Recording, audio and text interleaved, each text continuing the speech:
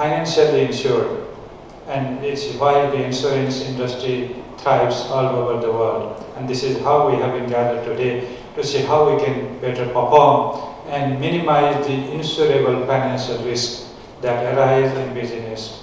I think this conference will hold important discussions and come to a conclusion as to how we can better perform in terms of our changing dynamics of the society, economy, and the environment, also relating to climate change.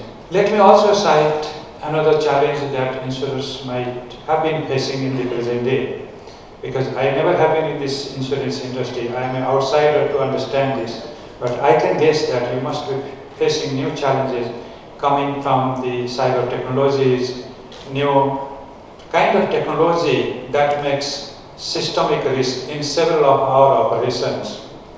I don't know, how do you insure such kind of a risk? We regulators in different fields still don't know how to better protect our systems from different kind of risk associated with new technology, particularly related to IT technology and that related to cyber crimes. This is another risk area which insurers must be finding very difficult time to cope with. I'm also worried about the growing financial integration all over the world and the kind of systemic risk we get from this interwoven financial world.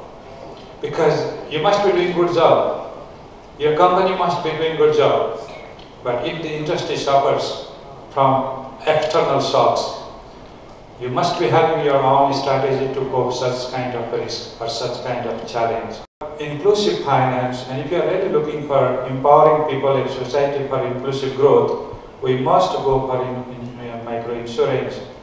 And that micro-insurance is one of the preconditions also to take people out of poverty and to maintain people to remain out of poverty and not to be vulnerable to any small shocks coming from weather or coming from some other epidemics like the health hazards.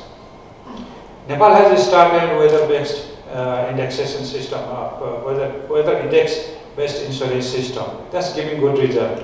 I urge people, our colleagues in Nepal, to diversify it, to cover more of the commercial agriculture at least, and see how we can work together to have an inclusive development process with empowered people and a minimized risk. Health insurance is coming as a good strategy to cope with growing health challenges in the globe. Nepal is going towards universal health care through insurance.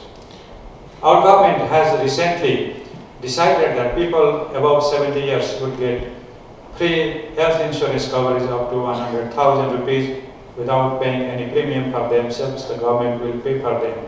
We'll do the same for poor. We'll do the same for people under absolute poverty. We'll do the same for people in marginalized group, and gradually we try to make it universal.